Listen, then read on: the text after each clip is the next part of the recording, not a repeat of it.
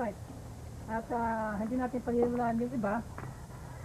Ganun po ang mangyayari. Tayo po ay drifting sa Tibet at Pompas. Ganun po ang mangyayari sa iglesia.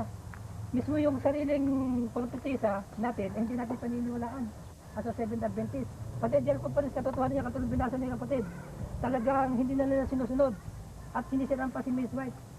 Totoo po yan. Ngayon, dito po sa Revelation 19:10, sapagkat ang espiritu ng hula, binabanggit dito ay napakahalaga. Ngayon sa kaya sabi ni Miss White, Brother Aquino Sustanya, nagpapaliwanag siya dito. Bakit? Sapagkat sa ulit panahon ka, ay marami rin magkikilim na propeta. Ito ay kang magiging reproach sa gawain ng Panginoon. Pero ang kanyang gawain ka ay more than sa prophet. Sabi niya dito. Kaya nga ito ang dahil mga kapatid, kung bakit ibinigay ang hula ng Ezekiel 9. Kaya ito ulitin ko ulit, sapagkat ang iglesia o iglesia dito sa lupa na nagsasabi na tayo ay sumusunod sa 10 utos, lalo na Sabat, yun ay mga Seventh Adventist. Ngayon, sa Seventh Adventist, ibinigay ang katotohanan, ang hula, ngunit nasusupukan natin talaga na hindi na ito binabasa sapagkat nagkakaroon sila ng doubt at nagkakaroon sila ng mga unbelief. Ngayon, dapat ay ito ay ating babasahin upang ating maalaman kung ano talaga ang takbo ng iglesia kung saan pupunta ko sa kaliwa sa kanan. Kaya makapit dahil sa pang ito, sa pangyayaring ito, ay ang Panginoon nagbigay ng judgment sa kanyang servant. Ang servant niya na binabanggit dito ay yung mga nagkiklaim na nangilang araw ng Sabat at sumusunod sa 10 utos. Kaya nga, kiniklaim ang Seventh Adventist na si Mrs. White ay siya ang kanilang messenger. Ngayon, sa kadalasan ng ulo ng mga ito, na kinikilalang bayan ng Diyos na nag-declare sila na sila ay mga Seventh Adventist o nanila ng Sabat, ay sa kanila ibinigay itong pangitan ng Ezekiel, no? Ezekiel 9, muli kong babasahin, pero bago ka pasento sa Marcos 13, ibabalik natin sapagkat ito hindi natin maiwan-iwanan dahil ito ang nangyayari sa uling panahon natin ngayon, ano?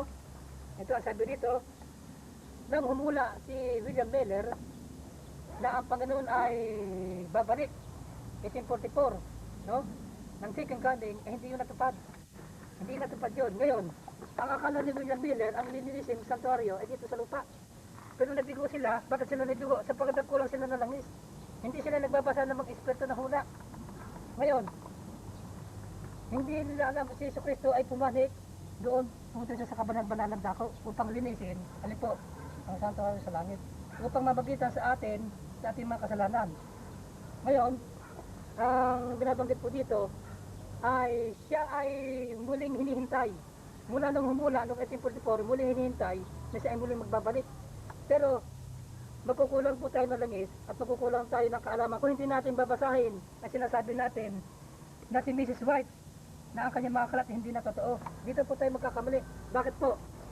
Sapagkat dito sa Marcos 13, ang binabanggit dito, kung babasahin natin ang Biblia, ang mapaliwanag natin dito ay second coming. Pero kung ibabati po natin sa sulat ni Mrs. White, na binabanggit dito ang paliwanag, Mateo 24:30,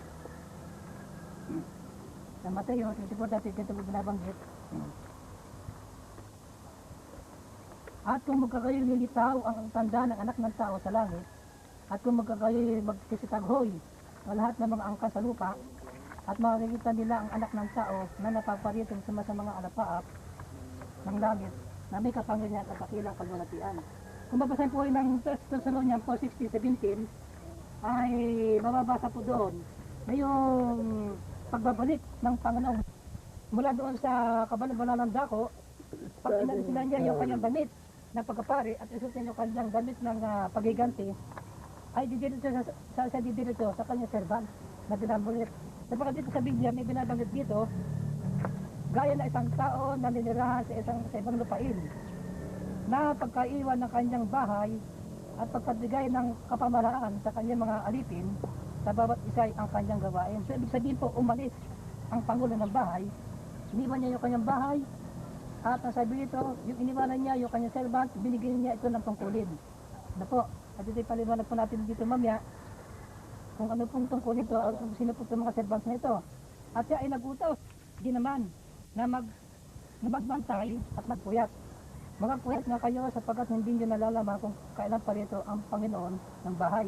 O sa hapon o sa umaga, o sa katanghaliang tapat, o sa pagtulak ng manok, o sa umaga. Baka, kung biglang pumarito, ay kayo mangarap lang matutulog. Yung po tinatawag na baka, biglang pumarito, ay marap ng mga tutulog, ay hindi po ito nakikita ng mga mata. Sapagkat ang pagdating ng Panginoon, yung sandilikam na tinutukoy dito, ay nadadat na silang natutulog. Kaya ang second coming po ay makikita ng mga mata. Ngayon, ano po ang paliwanag ng Espiritu ng Hula dito sa tinatawag na sandilikam?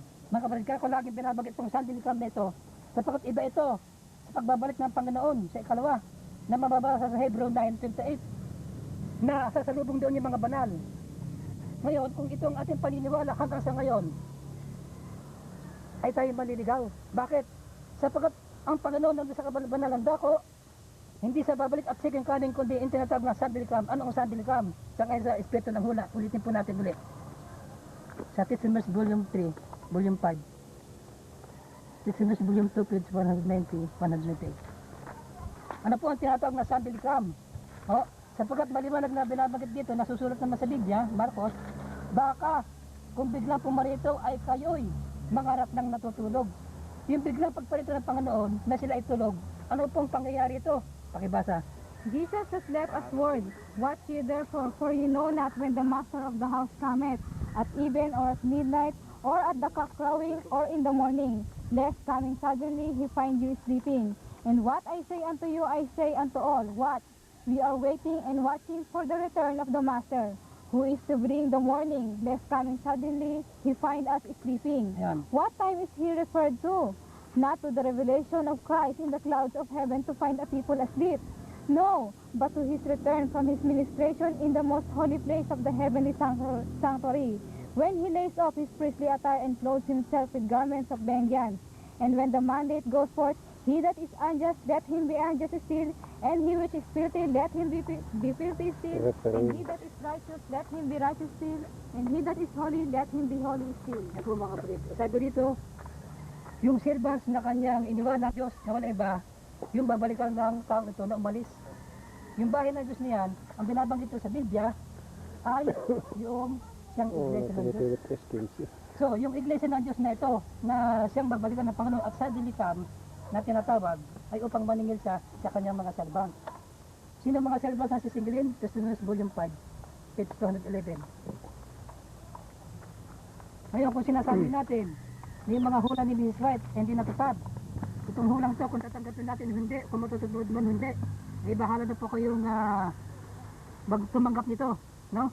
Okay, basahin mo. Testimonies Volume 5, page 211. Here we see that the church, the Lord's sanctuary, was the first to feel the stroke of the wrath of God. The ancient men, those to whom God had given great light and who had stood as guardians of the spiritual interests of the people, had betrayed their trust. They had taken the position that we need not look for miracles and the marked manifestation of God's power as in former days. Time have changed. This world will not do good, neither will he do evil. He is too merciful to visit his people in judgment. Thus, peace and safety is the cry from men who will never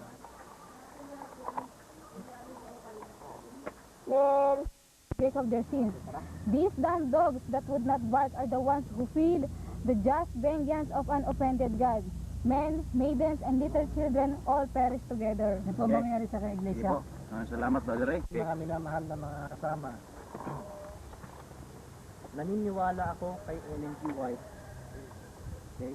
Ang sabi kasi ng Biblia, ang sabi rito sa kasulatan, many others in Adventism would say that they prefer to give her internal authority. That is, when she speaks, we will listen. Ngayon, ang tanong ko sa iyo, kaibigan, naniniwala ka ba na tayo ay malayang mga tao? Are we a free people? Are we a free people? Sarap ka, Brother Ray. Ang sagot ko dyan, kung mapera lamang, kung Ang tanong ko, are we a free people? Yes or no? ay free tayo, siyempre. Pero kung madadamay Okay, ang okay. ng Diyos, Tayo yung oras ko, kaibigan. Sige. Okay. Sunod. Hindi. Oo, sabi mo, Oo. free people tayo. Okay. okay. Are we Brother, free to grow in our understanding of the Bible? May room ba tayong kalayaan na lumago sa pag-unawa sa Biblia? May kalayaan ba tayo? Meron, siyempre. Okay. Ang pangatlong tanong ko ulit, may karapatan ba tayong di sumang-ayon sa mga sinulat ni Ellen G. White sa larangan ng agham, ng kalusugan, ng kasaysayan at mga hula? May karapatan ba tayong hindi sumang-ayon? Sa papanong paraan? Sapagkat may mga hula siya. Ang tanong ko sa iyo, yes or no lang. May karapatan ba May tayo karapatan ba tayo na hindi sumang-ayon sa kanyang mga sinabi sa larangan ng Meron agham, ba? history, prophecy, at health? May karapatan ba tayo hindi sumang-ayon? May karapatan tayo hindi sa mga ayon. May Okay. karapatan tayo sa mga ayon. Yes. Oo, sapagkat tayo pala ay malaya at may karapatan. Saan mo narinig at nabasa sa aking tinuran na sinisiraan ng General Conference, sinisiraan ng mga tao sa balista si Ellen G. White? Saan mo nabasa? Marami akong narinig at marami kong mga bata. Oh, saan mo narinig? Hearsay lang yun. Yung sa ngayon, nasiniraan niya. Yun lang. Okay.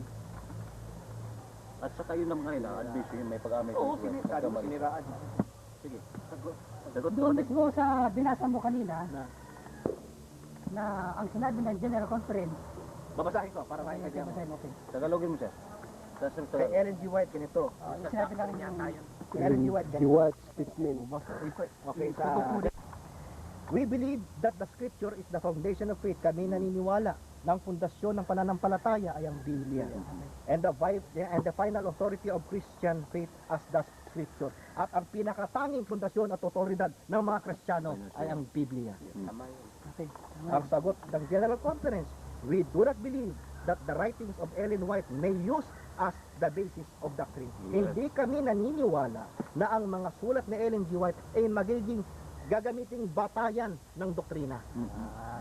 Iyan ang stand. Sinisiraan ba si Ellen G. White? Wala. Ano tanong sa ano? Sa kanya. Sinisiraan ba si Ellen G. White? Sagot. Kung siniraan ba? Meron ba friends si Ellen G. White? Sa binanggit ko ngayon. Saan mo na ba? Saan ngayon doon? Sa puntong yun na siniraan ng General Conference si Ellen G. White. So bakit nila sila? Mo nabasa at narinig ngayon sa aking tinuran na siniraan ng General Conference si Ellen G. White.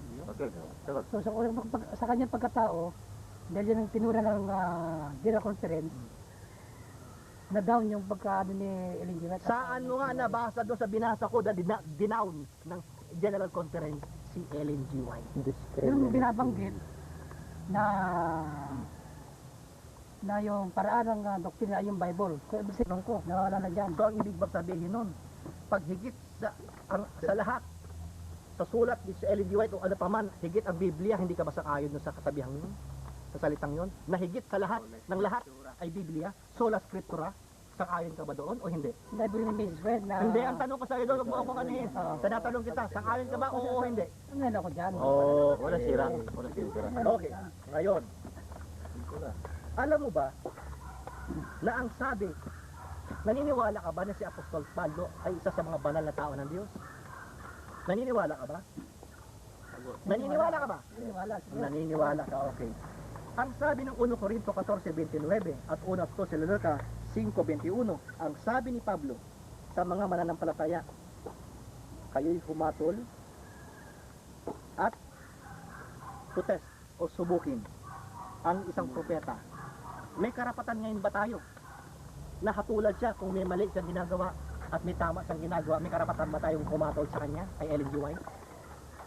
Sang-ayon ka ba sa sinabi ni Pablo na may karapatan tayong humatol o Sagot, kapatid. magsubok sa isang tao, sa isang propeta? Ha? Sang-ayon ka ba sa sinabi ni San Pablo? Nang sabi ni San Pablo, ang isang mananampalataya ay may karapatang humatol o subukin ang isang propeta? Ngayon ako dyan. Sang-ayon ka dyan. Ngayon, kung naalaman mong si Ellen G. White ay may sinabing totoo, paniniwalaan mo, tama? Tama ba, mali? Hindi sinabi Pag may sinabi sa totoo, paniniwalaan ba o hindi? Paniniwalaan. Pag may sinabi naman si Ellen G. White na sumablay at hindi tumama, papaniwalaan mo ba na Sablay. nagkakamali siya? Pag-aaralan. Kaya nga sa pag-aaral mo, nakita mo nga sumablay. Pag-aaralan. Kaya nga sa pag-aaral mo nga, ano nga ang gagawin mo? Papaniwalaan mo ba? O Pero hindi? sa akin, wala pa akong pag-aaral na hindi sumablay. Hindi ka ba kumentento doon sa aking mga evidence? I-details mo lang yan. Pero sa akin, Ah, sa pag-aaral mo lang yan. Pero sa akin, wala pa ako nakikita na sa kanyang pangahula ay sumablay. Sa iyo lang yan kasi. Okay. Ngayon, sapagkat sabi mo sa akin lang Sapagkat sabi mo sa akin lang, hindi ka conforme ngayon sa sagot ng General Conference. Ang sabi ng General Conference, we do not believe that the writings of Ellen White may be used as the basis of doctrine. Mali ba ang General Conference uli? O tama? Sapagkat sinabi nila yan, ay sila ang masusunod yan. Ang tanong ko nga sa'yo, paniwala ka ba rito sa sinabi ng General Conference? Kaanib ka ba ng Seventh-day Adventist Church? Kaanib ka ba? Hindi ako naniniwala dyan. O di, paano mo masasabing kasama ka doon sa tamang iglesia kung hindi ka pala kaanib ng tamang iglesia? Paano ka masasabing ka bahagi ng 144,000 kung hindi ka pala kasama ng Seventh-day Adventist Church? Pag hindi na pininiwala ng sulat ni Miss Red, nakalagay dyan. Wala. Sabi sa doctrine. May nabasa ka ba na hindi pinaniniwalaan ng General Conference si Ellen G. White? Binabasa ka ba? May narinig ka ba sa binasa ko? Kasi sa binanggit mo dyan, na the basis of all doctrine ay ang Oh. Bible lang.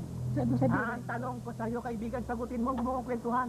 May narinig ka ba sa binasa ko na sinabi ng Ellen ng General Conference na mali-mali at hindi tama, kaya hindi dapat paniwalaan si Ellen G. White? Hindi May ako- nabasa ka ba? sa akin, May narinig ka ba?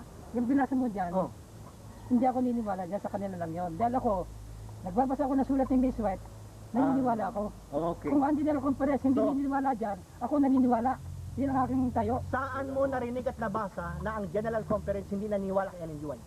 Na merong hindi tumamang hula si Ellen G. White? Hindi ako naniniwala. Hindi ka naniniwala? Okay.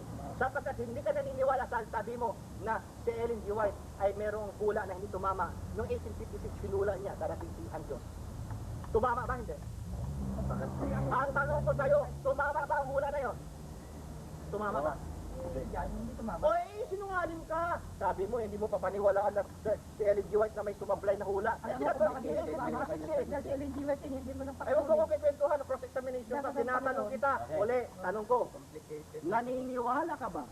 Sang-ayon ka ba sa akin na merong mga hula sa Ellen G. White na sumablay? Sang-ayon ka ba uli? Oo, hindi. Sa akin, hindi ako talaga ako sumasagot. Ang tanong ko uli, yung 1856, hula ba yun o hindi? Yung, kaya Ang 1856, hula ba yun o hindi? Ha? Kaya ni Mrs. White, Hula ba yung 1856 o hindi? Wala daw. Hula ba yun o hindi? Mrs. White, Ang tanong ko sa'yo, sumablay ba ang hula na yun o hindi? Sumablay ba hindi? Hindi ang alam ko dyan, ang sumablay Ang tanong ko sa'yo, ang 1856 na hula niya darating ang Nakalipas Kristo. na lang, nakalipas na lang. nakalipas na yun. Nakalipas, sumablay ba o hindi? Natupad, hindi. Natupad ba hindi? Hindi natupad yun, siyempre. Oh. So naniniwala ka na may hula si Ellen G. White na sumablay? So, nila, Naniniwala ka ba na si Ellen G. White may hula na sumasablay? at meron din siyang Ang tanong ko sa'yo, huwag mo kong kwentuhan. May hula ba si Ellen G. White na sumasablay? sa akin, meron din siyang hula na Ay, naku, huwag mo kukuntahin sa tanong ko. Tatanong ako sa'yo. Hindi, yun lang ang Sangayon ka ba na may hula siya na sumablay? yung nakakasagot eh. Bakit Tapos kung na, meron sir. siyang masablay na hula, meron Yung din subla, meron 1856 din sumablay, hula na sabi mo, pagkatapos ka hindi na sumablay. ang tanong ko sir, lahat ay Hindi mo pwedeng kaya nga yung 1856 ba sumablay o hindi? Hula ba ni Ellen G. White yun o hindi? O dali na lang tanong ko naman eh. Simple lang mga kapatid. Ay ayamang tapos na ang oras po natin. Ay atin na lang bigyan kayo ng parking huling panalitan yung mga parking words niyo. Si Brother Ray ay bibigyan kita Brother Ray ng 3 minuto okay. na maghuling habilin. Ito nga yung pag-uusap na ito, sana ay magkaroon sa tayo ng ng pag-ibig sa Panginoon. At kung tayo man merong mga dapat pang pag-aral natin, ngunit ang aking masasabi bilang Adventist Church of Nudia, naniniwala sa Biblia at sa kautusan at sa patutuo at sa sulat ni Sister White, ay basahin din natin ang Biblia, basahin natin ang hula na nakalagay sa sulat ni Miss White. Dapat ito ang patutuo, yan ang testimonyo ni Jesus Christ sa kanyang iglesia, ang mga sinulat ni Mrs. White. Okay. Salamat. Brother Ray. Thank you. Share nat. At Ang masasabi ko lang, we are a free people. We are free to grow in our understanding of the Bible. We are free to disagree what she has written in the areas of science, health, history, prophecy, and education. Bakit? Ang payo sa atin,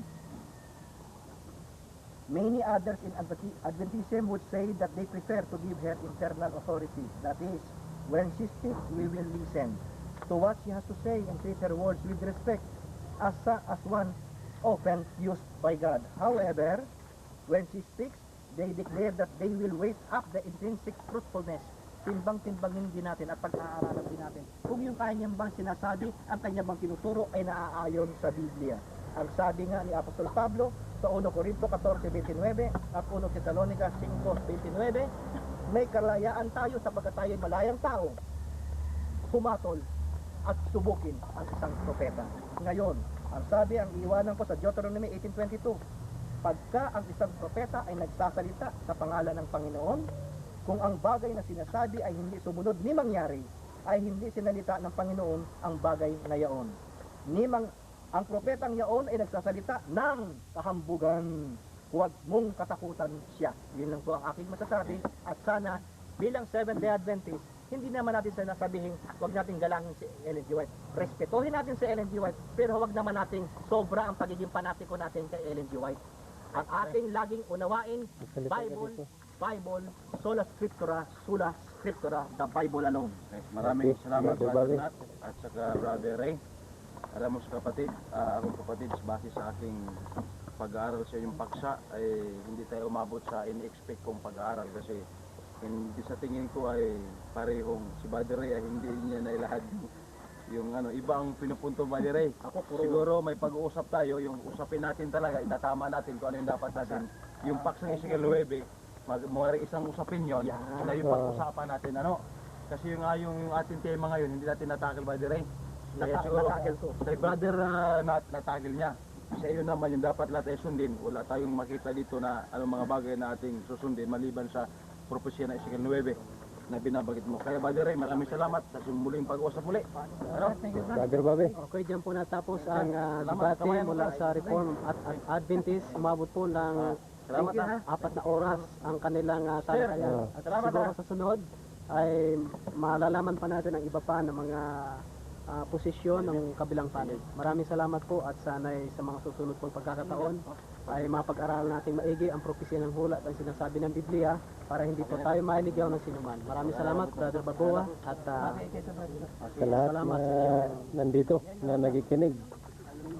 Iyon po ang nangyari sa argument sa magkabilaan. Natapos din. Nakaubos kami ng isang tip. Mayroon titirito na lang. Pinagsamantala namin tapusin. At maliwanag, narinig ang bawat panig, ang bawat stand. Kung mayroon man mga medyo hindi malinaw, baka susunod na mga stand, magkalinawan ayon sa sinasang-ayonan na tema. At maraming salamat sa lahat. Tapos si Balbuang ang humawak ng video.